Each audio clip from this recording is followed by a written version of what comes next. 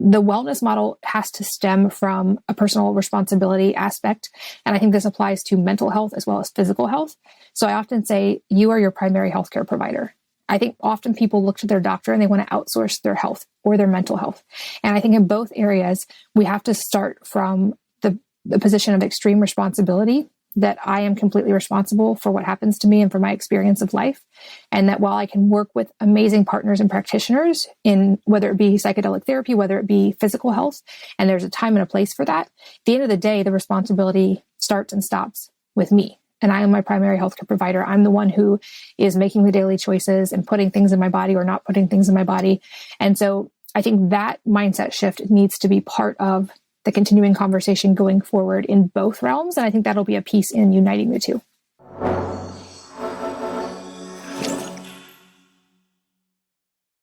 Hey, listeners, and welcome back to Third Waves podcast. Today, we have another very special guest, Katie Wells. Katie Wells is the founder and voice of wellnessmama.com, as well as a mom of 6 beautiful kids. Wellnessmama.com is the most trusted website and community for moms around wellness-related topics. And Katie is also the CEO of Wellnesse.com, a company dedicated to create natural personal care products that outperform regular alternatives. She is also the host of the top-rated Wellness Mama podcast and author of the best-selling Wellness Mama cookbook and Wellness Mama 5-step lifestyle detox. A lot of wellness and a lot of mamas in that. And Katie, I'm happy to welcome you to the show, because today we're going to be talking about your journey with psychedelics and how those have helped your own wellness path. Absolutely. I'm excited to chat about this. I've talked about it publicly a little bit on my own podcast, but it's not a topic I've gone super deep on. So I'm excited to have this conversation and get to share it. Beautiful. Well, let's just sort of start in anchoring for the audience a little bit more about who you are, so just tell us where your story begins as it relates to psychedelics, and we'll use that as an anchoring point for the rest of our conversation.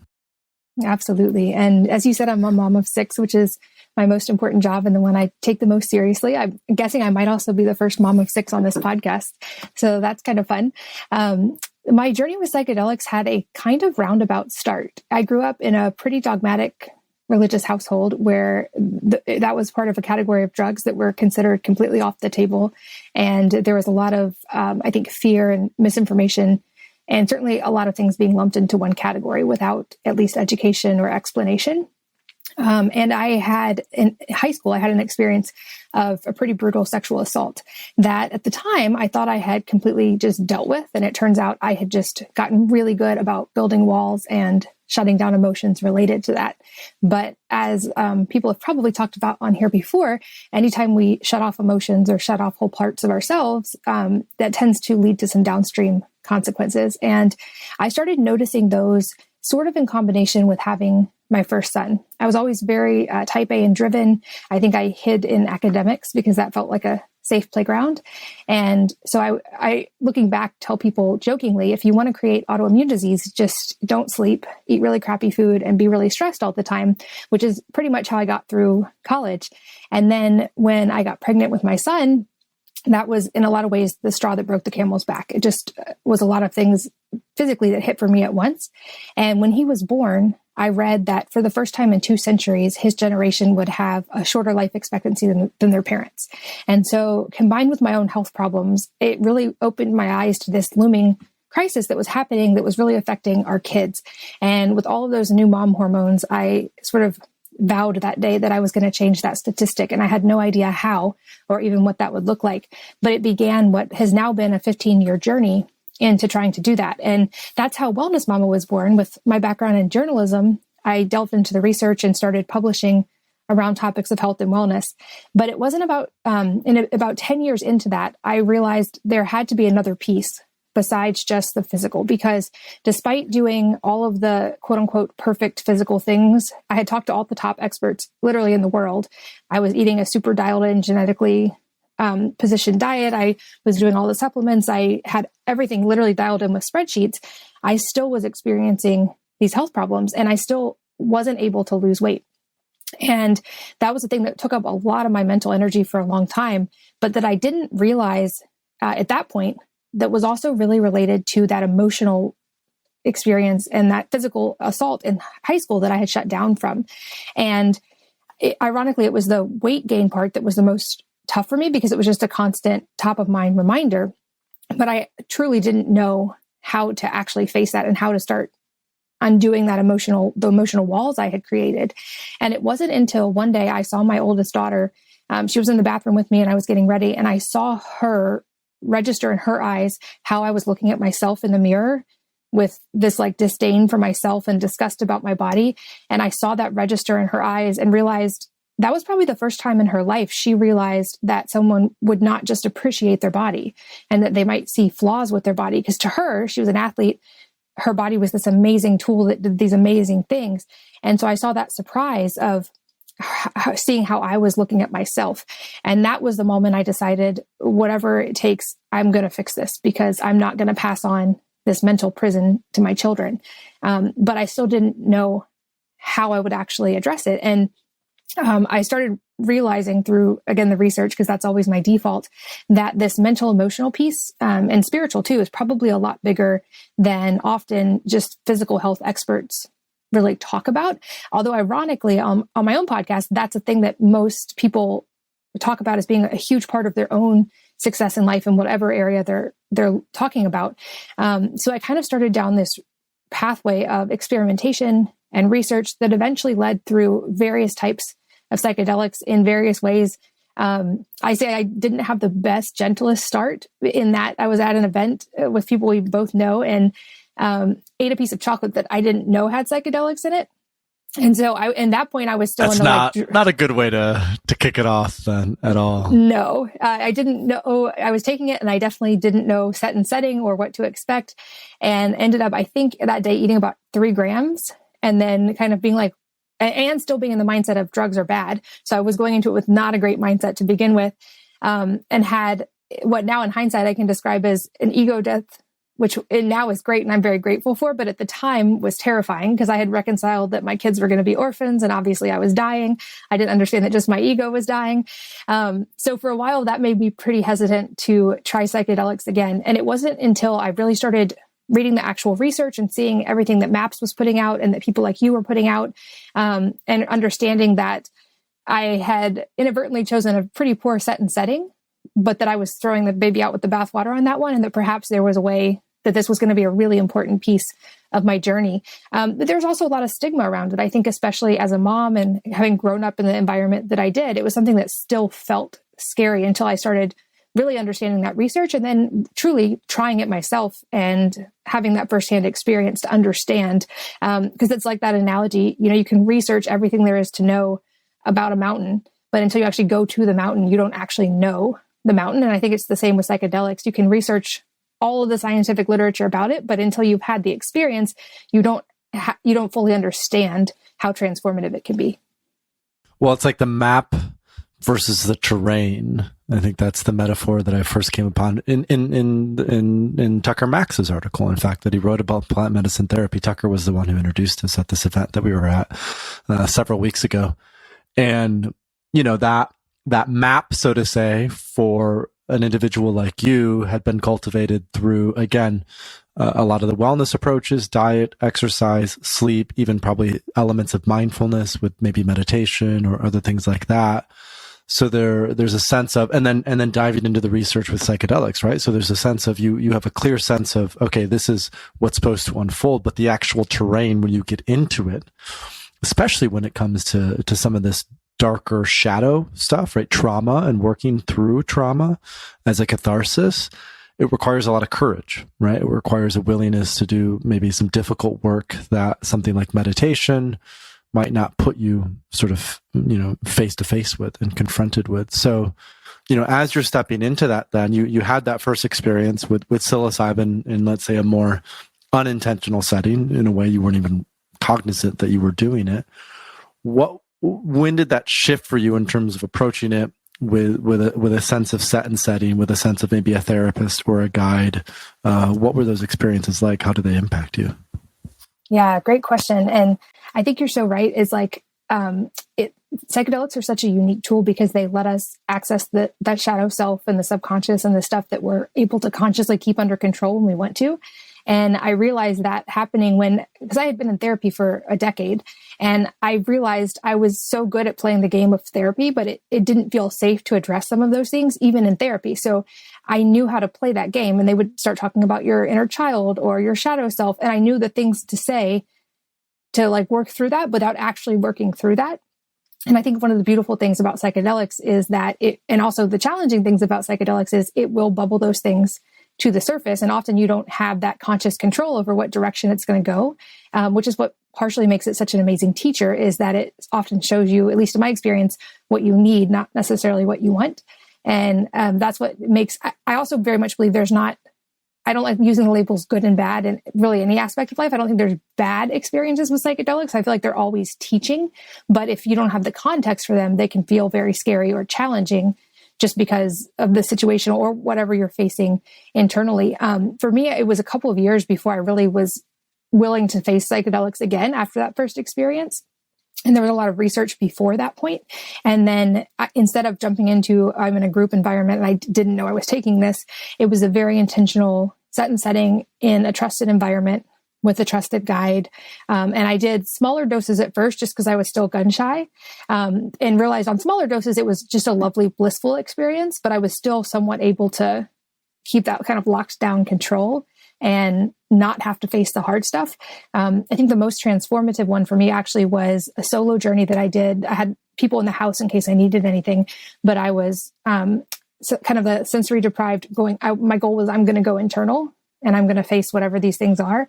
And so I had a blindfold on, I had music on a headset, and I took 7 grams and like rode that out. And I feel like I learned more about myself. You know, it's so cliche. You hear people say it was like 10 years of therapy in one day, but that really was what it felt like for me. And that experience especially also really hammered home the importance, which is the other piece they talk about so much, which is the integration. And I think that was another huge missing piece for me in that first experience, is not understanding psychedelics and not knowing how they can be beneficial. I also didn't understand the importance of integration after. And so in this other experience with 7 grams, I was very proactive about integration, and I made sure I had therapy set up in the weeks that came after that. And I was journaling and meditating and spending time outside. And that one, I think, helped me re-experience and face a lot of those traumatic moments. But in a way where I was able to process them. It kind of connected the subconscious and the conscious. And I think it was Jung who said, until you make the subconscious conscious, it will rule your life and you will call it fate. And I realized that was what was happening. And I was able to see, I think this is a very common experience, but that first time you really have one of those paradigm shifting psychedelic journeys, it was like I got so much information at once, and it felt like it was like hard to even integrate and pull all that back with me. I think like one journey can be very difficult to remember and integrate everything, but I was glad I had made some notes in a journal and that I had enough of those like really deep core experiences to be able to integrate after.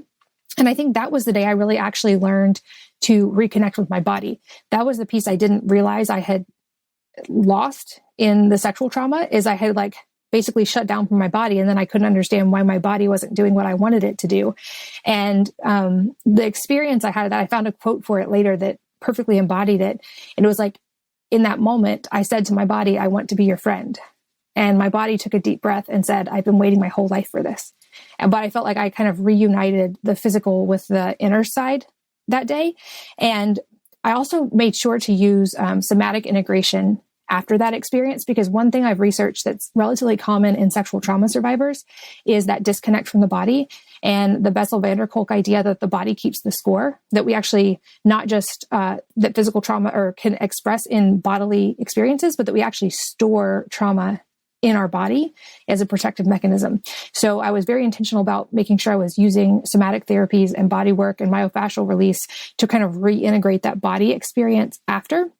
And the irony is that at that point, I realized on that psychedelic journey, I had always had this story in my head of, oh, if only this and this and this happen, then I'll be happy. Or if I get back to the size I was in high school, then I'll be happy.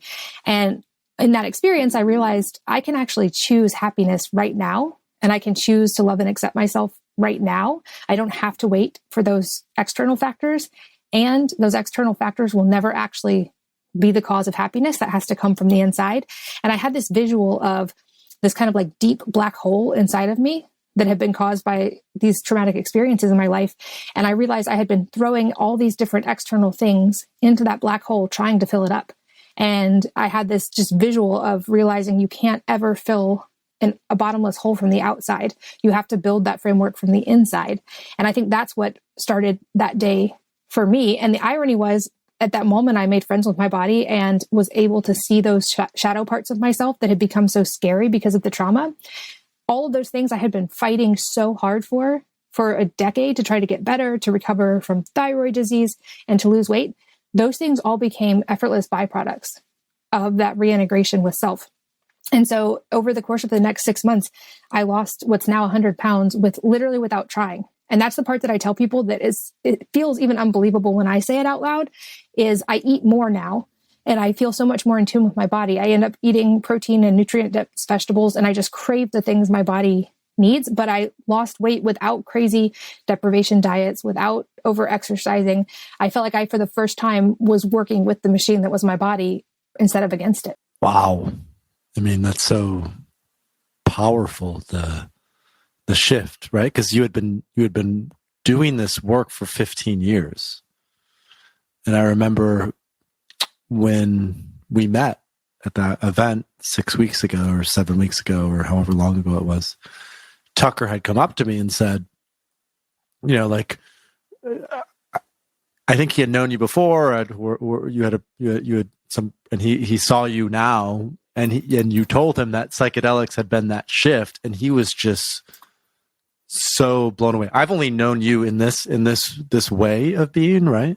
So to actually hear that shift was that dramatic. And also what I'm hearing in your story is this sense of what psychedelics brought was an opening for unconditional love for yourself and for who you are.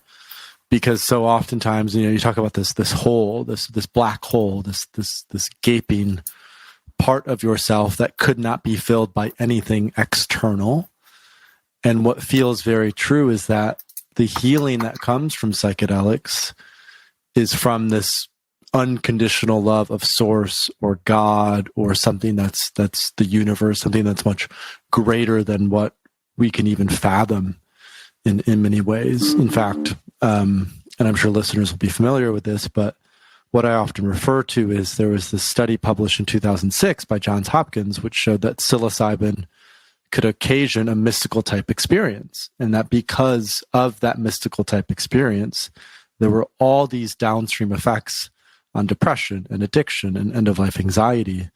And in fact, the stronger that experience was, the more tangible the healing and the more intense the healing was for that individual. So it's just always interesting to hear that then reflected in stories. But I think out of all the folks that I've had on this podcast, what I'm hearing from you is the physiological impact of psychedelics was significant, right? We hear about the mystical experience, we hear about the spiritual stuff, we hear about even the emotional stuff, but for you, physiologically, it had been so helpful. And I'm curious, just, based on your understanding now of psychedelics and psychedelic research, and also based on your understanding more broadly of wellness, why is it that you think psychedelics had that impact that they did on you?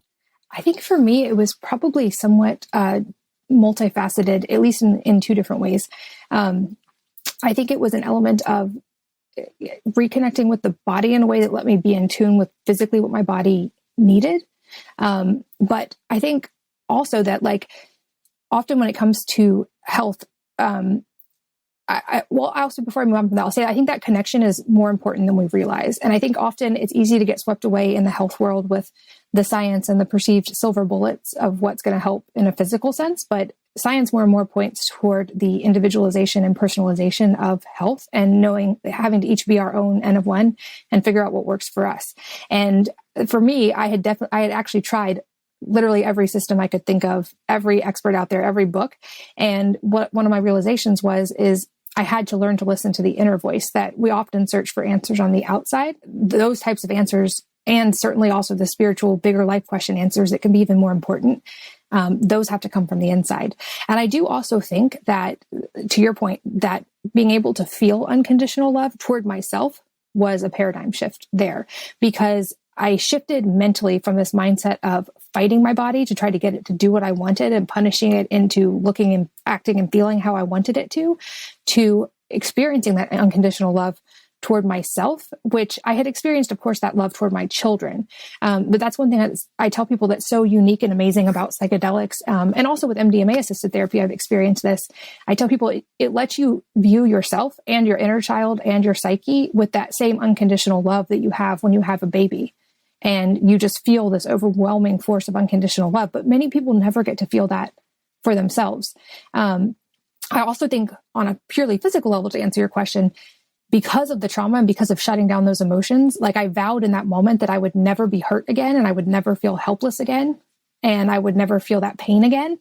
And in doing so, I built these walls around all of my emotions and never let them crack. And to give you an example of the degree to which I did that with, at the time, 5 kids, now 6 kids, I had never raised my voice at them. Like I never got angry. I never raised my voice. I never cried for all of those years. I never cried. And so I had this like really traumatic physical experience that involved like being brutally beaten too. And I never cried. I never processed it. I had just shut it down. And so physically, my body was basically stuck in a sympathetic nervous system state, because they say psychologically, our body and our brain don't actually know the difference between an event happening and our memory of that event causing it to rehappen. And so I was living in essentially a perpetual state of that happening, but just kind of like consciously locking down those emotions. And the psychedelic experiences let me unpack that. And then on a somatic level, experience the emotions that would have been beneficial to have happened that day, which the analogy I use is if you see an animal in nature, even though they have near-death experiences all the time, or they get attacked by other animals, or whatever the case is, they don't walk around with PTSD. And part of it is they have that integration and they somatically process things. So if you've ever seen National Geographic and an animal almost gets killed, as soon as it's in safety, its whole body shakes and it has this somatic reaction and it releases this adrenaline, and then it goes on about its life. It's not in therapy talking about its near-death experience. But as humans, we have the ability to not do that, because we're able to be in our minds so much. And that's what I had done. And so I think that experience let me, for the first time, literally in 16 years, shift from sympathetic nervous system state to parasympathetic nervous system state. And for people who understand what that means, that basically sympathetic nervous system state is that fight or flight or freeze. My life is in danger. I do not need to prioritize things like digestion, sleep, fertility. I need to send all my blood to the areas of the body where it can move quickly and get out of danger, which is great if you're actually in danger. It's counterproductive when you get stuck there for a long time, because all of those normal bodily processes are not happening. And when you shift to parasympathetic, your body is able to process things much more easily. Your digestion improves, your sleep improves. And for me, I think that shift into parasympathetic was the physical reason. That somatic processing and parasympathetic is the physical reason I started to see those changes. But I think also in that particular experience, not directly a physical benefit, but feeling that unconditional love and reframing how I thought of myself let me not just continue to feel unconditional love, but also to feel gratitude. And I think, there's a lot of science about gratitude being an antidote to a lot of these mental health problems, and talking about a gratitude practice is really important for our psyche. I think that became a thing that I was able to make that shift very quickly because of the psychedelic experiences. And so now I can look back and say with complete honesty, I'm not only okay with what happened to me, I wouldn't have chosen it, but I'm intensely grateful that it happened to me, because I also wouldn't have processed these things and I wouldn't be the person I am now had that not happened. And I know some people could look at that and say, that's spiritual bypassing, but having experienced it, I actually can say I now look at this path in reverse and realize this experience led me to all these understandings about myself that also make me a better mom. And that now, because of Wellness Mama, let me have this conversation publicly. And when I started sharing this, I realized, I think in any kind of trauma, and I want to talk about little t trauma in a minute, but in any kind of trauma, we have this tendency to feel alone. And that isolation is a protective measure, but it's also counterproductive.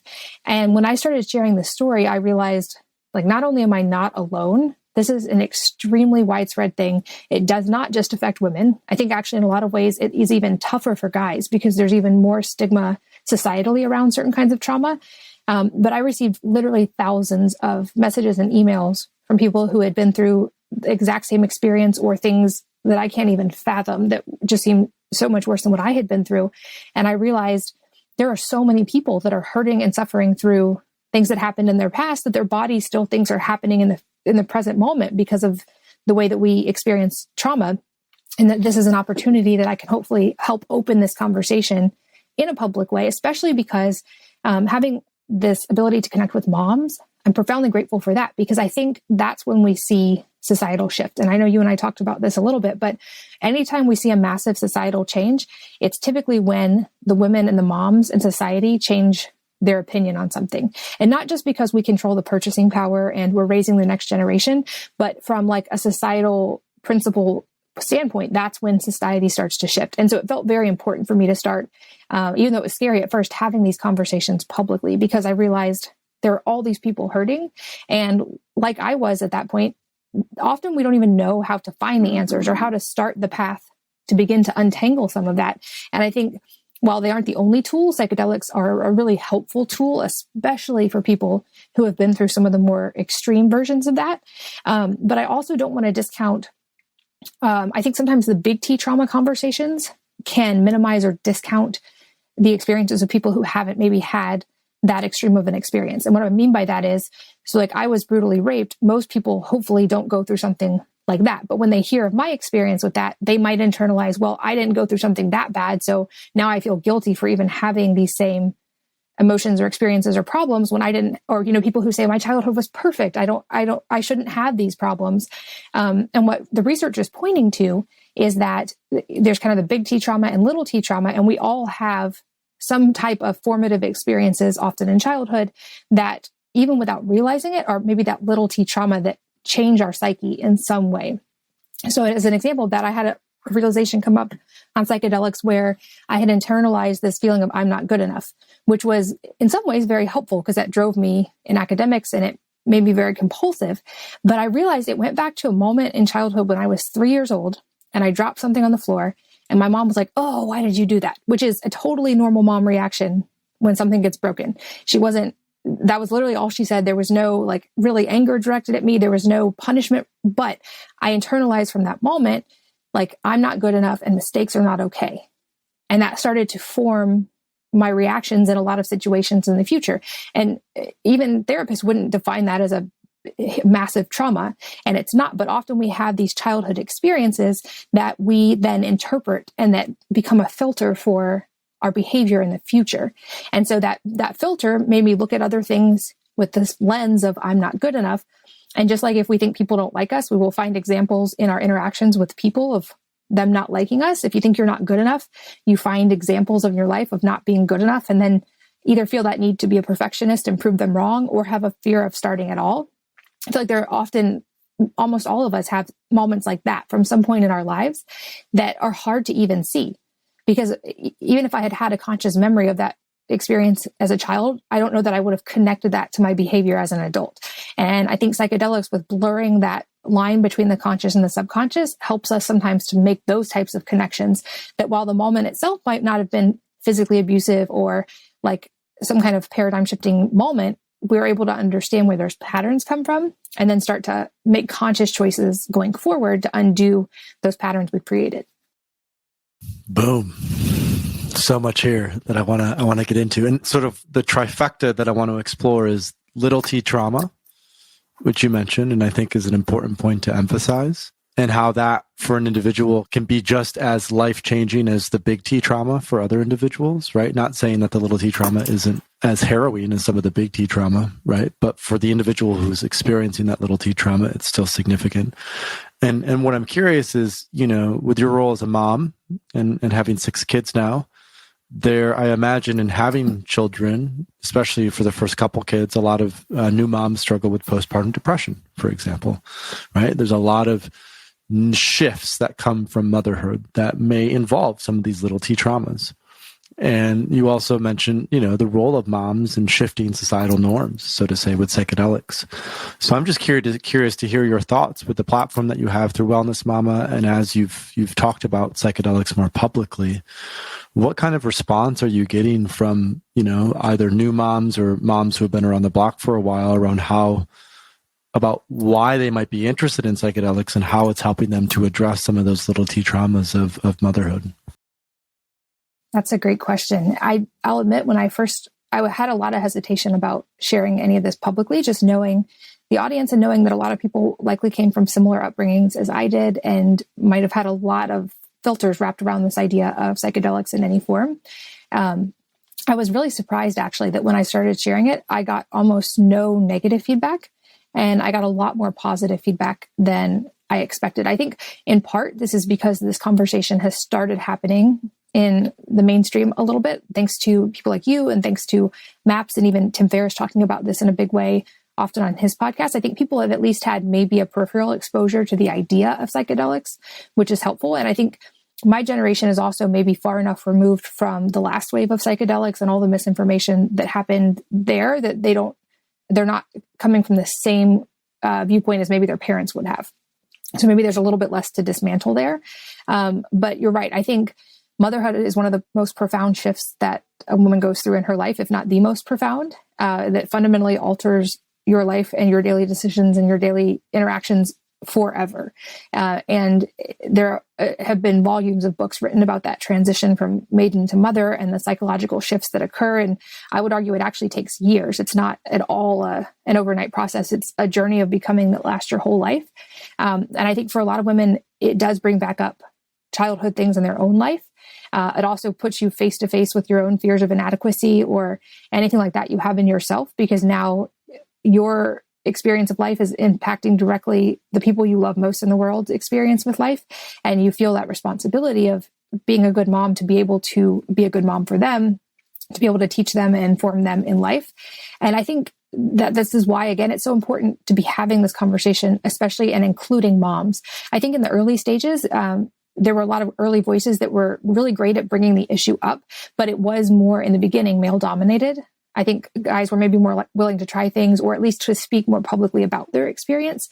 But it seems like we're starting to see that trend shift a little bit. And I'm definitely noticing more conversation about psychedelic use, and especially in clinical settings within the mom community now. And I think that's helping to destigmatize and to kind of dispel some of the misinformation that still does exist societally. I know you talk about this a lot on your site, and I've shared you quite a bit because you break it down so comprehensively.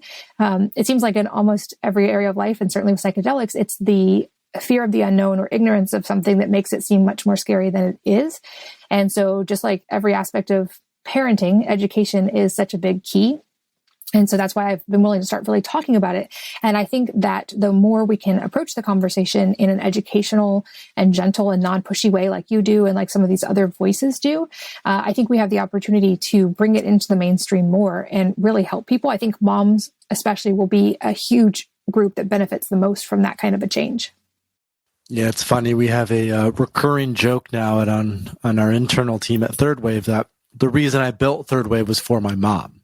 Right, because in I think 2014, when I first told my parents that I had been working with psychedelics and had been doing psychedelics, my dad's pretty chill and easygoing, so he was, I guess, disappointed just because he had no context of psychedelics. But it wasn't like a thing or an issue. My mom, it was a thing and an issue.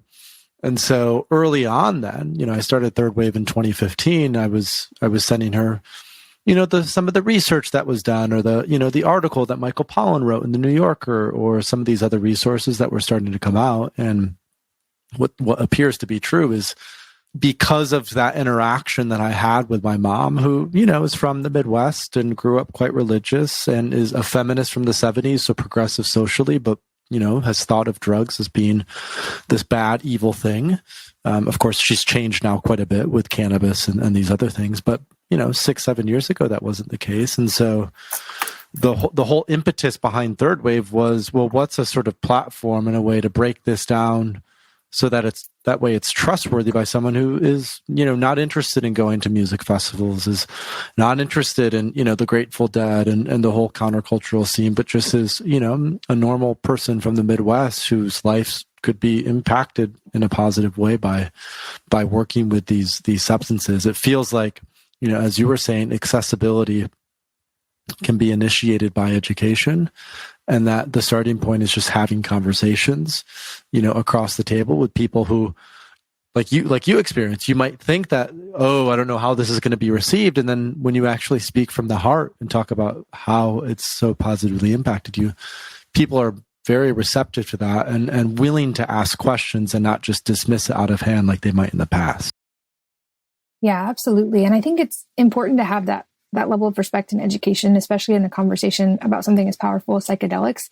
I know I've seen in myself and also in other people, when you have a psychedelic experience that's so profound and you want to share it with everyone. And I often hear people say like, oh my gosh, you have to do psychedelics. And I try to really avoid that word should in every area of life, but especially when it comes to something like this, because having had both tougher and amazing experiences on it, and realizing how profoundly impactful it can be, it's not a thing I would ever push someone into. And so I've always shared from a perspective of, this is my story and this is what happened for me. And these are the changes that I noticed. But I'm very careful, especially publicly, not to ever say it in a prescriptive sense, or this is a thing you should do. Like you, I think a lot about my mom though. And I don't think her reaction to psychedelics even now is still completely positive. But it is hard even for me not to look at my parents and say, oh, I wish I could just kind of make you MDMA cupcakes and have a conversation and see what happens. I would never do that, Mom, if you're listening. But I do think, having seen it be so profoundly impactful to myself, it is a thing that I wish I could gift to people if they were willing.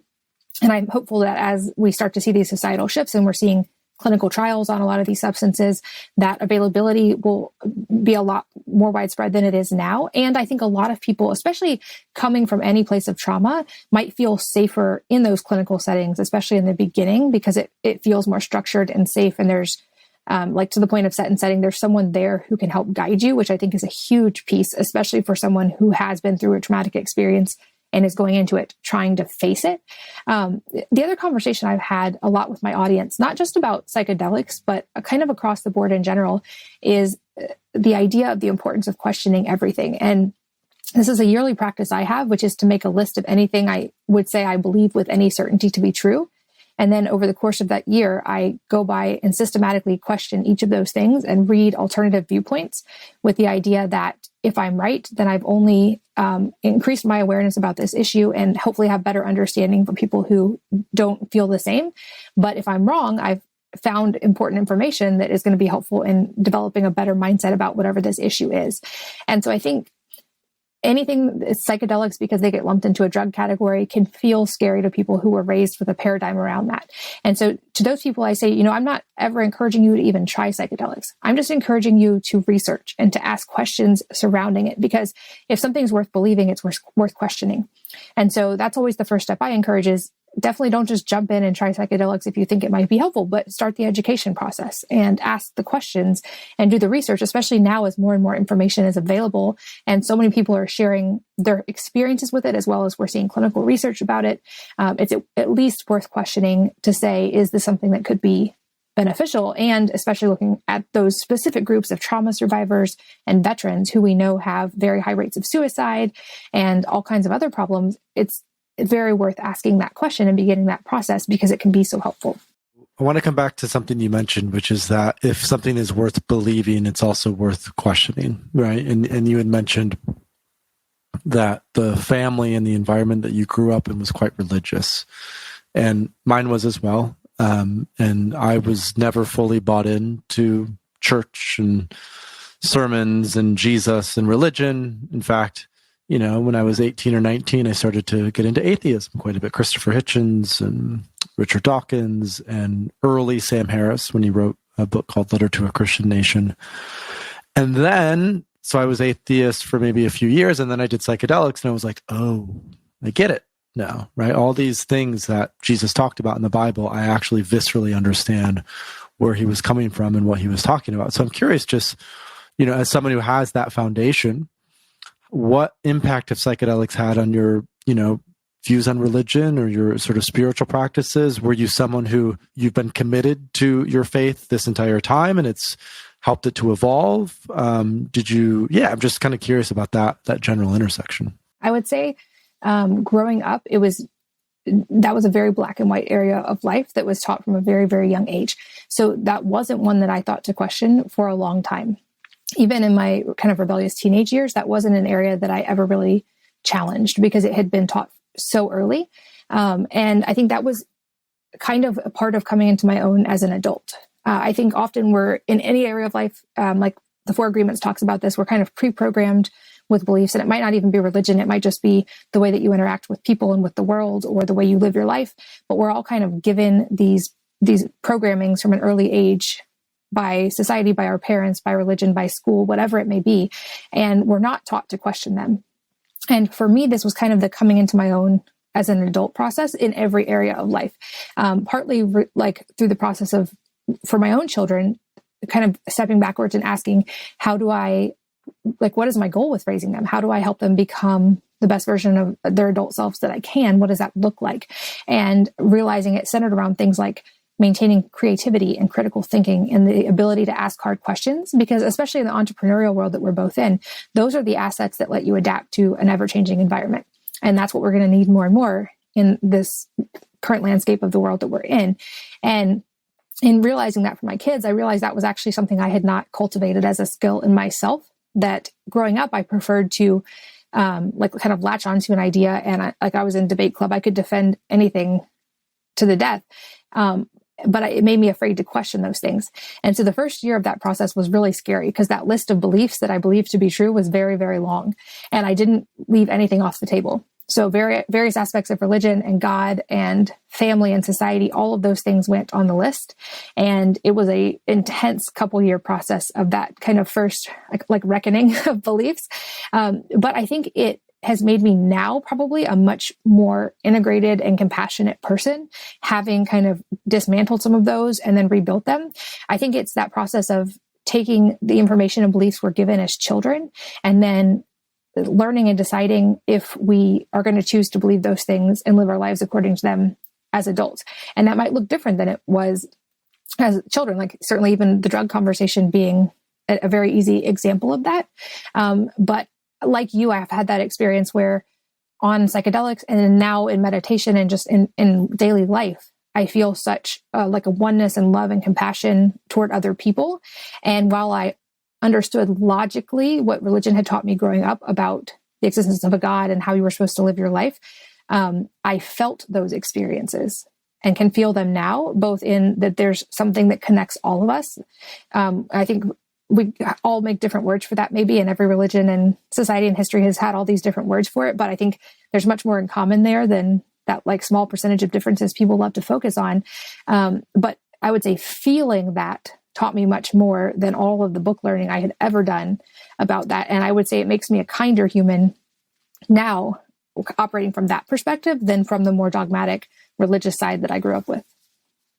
And I think that's reflected even in the earlier thread that we were exploring in this conversation around unconditional love, right? When you experience that for yourself and through psychedelics recognize that you are connected to everything around you, then the way in which you treat yourself is the way in which you will treat others. So as you become more self-compassionate, so to say, you will naturally have more compassion for those things that are around you.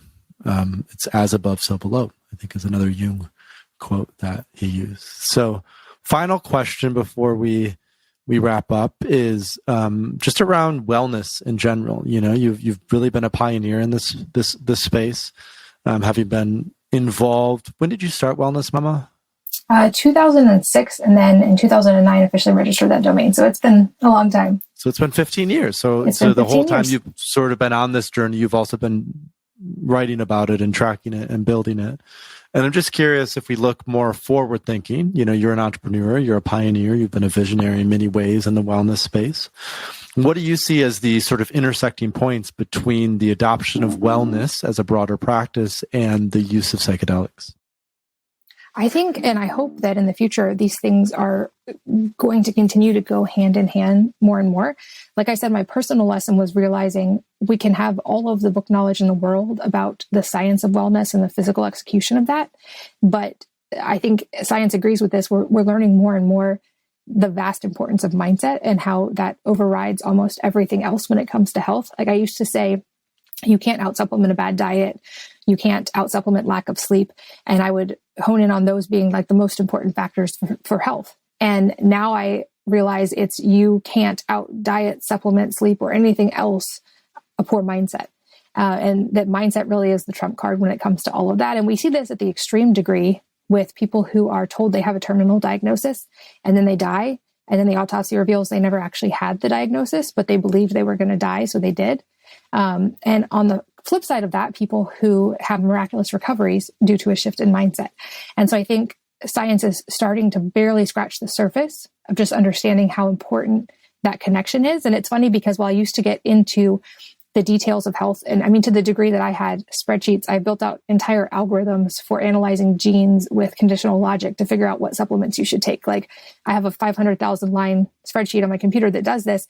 And now I would say that is so minimally important compared to your inner voice, your inner questions, and your mindset, because day to day, that's going to have a bigger influence on physical health. And I'm now at almost 500 episodes of my podcast as well. And that's been a recurring theme with guests too. Even the most brilliant scientists and doctors in the world will quote meditation or their inner experience as being the most important factor in their health. And so I think psychedelics are going to be a great puzzle piece in the understanding and uniting of those factors and of them working together, because that's not to say at all that what we eat isn't important or that getting enough sleep isn't important. Those are all well studied. And I think like I'm yet to find any health expert who would say sleep is not important or you don't need to eat a good diet. But I think the mindset piece has been overlooked for a long time, especially in the last 100 years, especially of really being focused on the science of things. And I'm hopeful that this new era of science is going to be able to take all of those pieces into account in a holistic way that actually addresses the whole person. Because if you're just addressing a body and you're ignoring the mind and you're ignoring the psyche and you're ignoring the spirit, you're going to miss huge pieces that are directly impacting the body, which was my personal experience for a decade. So I'm really hopeful. I think psychedelics will be hopefully a very big piece of that. And we're already seeing that in anecdotal experience and in people who are already using this to do that kind of work. And I'm hopeful that over the next few years, we're going to see that even coming top down as well through the research and through clinical experience. So there's one final question that I want to dive into, which is this distinction between wellness and, let's say, clinical healing, right? And you know, your own journey is representative of this. You've been talking about wellness, and yet a lot of your wellness journey has been about healing trauma in many ways. And there's obviously no boundary. There's no distinction between the two, right? It's all in a continuum. But I'm just generally curious to hear your thoughts about sort of the clinical model, the medical model versus the sort of wellness, performance, creative model. What do you see as some of the distinguishing features between those two approaches, and how have you done your best to support the sort of wellness or personalized or innovative approaches through Wellnesse Mama? What have you done to support that? Something I realized very slowly, I was a slow learner at this one, was that while there's something to be learned from every expert and guru out there and every method and interaction, and that's one of my kind of governing principles of life is innate curiosity about everything. I think we can learn something from every conversation, every interaction, everything we read. I think often we approach those experiences, especially when it comes to reading and learning, as in this thing that I'm reading is fact, and it will work for me in the same way that it has worked for this person. And the lesson I had to learn was that each of these people, they're amazing and they have so much knowledge and they have figured out what works for them. And each of us, our journey is to figure out and apply that in a way that works for us. And so while I was looking for, kind of in a metaphorical sense, answers on the outside to fill that black hole, I was also looking for health answers from another expert. I wanted somebody to just give me a prescription that I could follow that would lead to these results. And what I realized is that those answers in both realms have to come from the inside. And so people ask me now, like, what did you do? How did you lose weight? How did you get rid of Hashimoto's? And I wish I could just give them a checklist blueprint that they could follow that would do that. But the lesson is that we have to figure out, based on our individuality, both mentally, internally, and also physically, we have to figure out the system that is sustainable and that works for each of us. And so to me, the conversation about wellness is moving more into that personalized, individualized space. And I think this is an area where, again, psychedelics can be a really beneficial tool. When it comes to the medical model of that, I do have a little bit of concern about just how involved the pharmaceutical companies will be, for instance, and how availability will look. And if it will actually, in some ways, make it harder for the people who need it most to be able to have access to these things. And I hope that's not the case. But I also know even now, pre-approval of any of that, there is access to these things, both in certain countries of the world and even within the US in certain ways. And so I'm glad to see that. And I'm glad to see people taking advantage of that. But I think to more directly answer your question, I think the wellness model has to stem from a personal responsibility aspect. And I think this applies to mental health as well as physical health. So I often say, you are your primary healthcare provider. I think often people look to their doctor and they want to outsource their health or their mental health. And I think in both areas, we have to start from the position of extreme responsibility, that I am completely responsible for what happens to me and for my experience of life. And that while I can work with amazing partners and practitioners in whether it be psychedelic therapy, whether it be physical health, and there's a time and a place for that, at the end of the day, the responsibility starts and stops with me. And I am my primary healthcare provider. I'm the one who is making the daily choices and putting things in my body or not putting things in my body. And so I think that mindset shift needs to be part of the continuing conversation going forward in both realms. And I think that'll be a piece in uniting the two. I love that, because the tie-in for me for psychedelics is when we have this sort of ego-dissolving experience, right, at these macro doses or higher doses of psychedelics. Oftentimes the message that comes through is that you are fully 100% responsible for everything in your life, and that the only way to heal, let's say, trauma that you've experienced is to take ownership of it and do the work necessary to heal it. And that the only way to actually make changes is to shift your mindset in such a way where you're making very intentional choices. And of course, that's what psychedelics help to do, is they help to cultivate intention and help us become more intentional about those choices that we're making. And so oftentimes personal responsibility is central to the, I would say, evolution of that model, where instead of giving our power to, like you said, a primary care provider or a nurse or even an influencer, we actually say, hey, I can work with these people or learn from these people, but ultimately I'm still responsible for my health and well-being, because I am a unique snowflake, so to say, and what works for someone else might not work for me. I can use context or models or examples, but ultimately I have to figure it out. And that's both, it can be a burden, or people can take it on as a burden sometimes, but I think ultimately it's true freedom. And true freedom is not necessarily all rainbows and butterflies. Sometimes there are difficult things that come up in that path. That's such a great point. Yeah, I think it's, to me, the two things I go back to are, like you said, that complete responsibility, and also that idea of questioning everything. And I tell people that on the internet too, like, don't believe everything I said just because I said it. Question everything. Always do your own research. I tell my kids that as well. My oldest, from the day they're born, I say, question everything. And at 2, he looked at me in the eyes and said, even you? And I said, even and especially me. Always question everything. And so I think that's another key piece for people.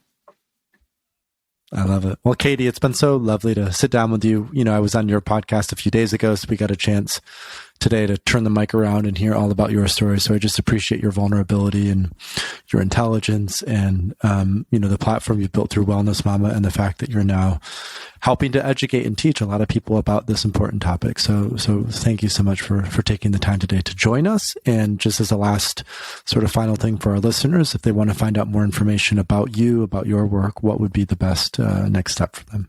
I'm Wellness Mama everywhere online. So the main website's wellnessmama.com, and same on all the social media. It's pretty easy. Yeah. Well, thank you. Thank you so much for having me.